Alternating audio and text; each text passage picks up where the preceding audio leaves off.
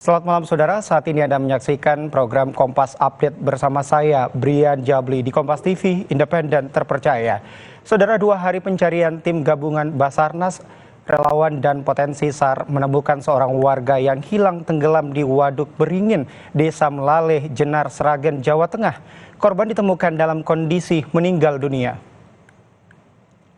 Tim gabungan menemukan korban di sekitar 5 meter dari titik awal tenggelam, dalam posisi tertelungkup di lumpur dasar waduk.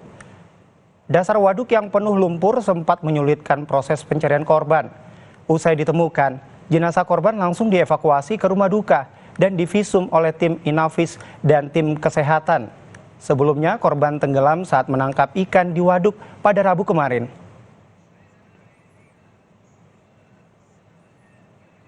Demikian Kompas Update, kami akan hadir 1 jam mendatang bersama saya Brian Jabli. Sampai jumpa.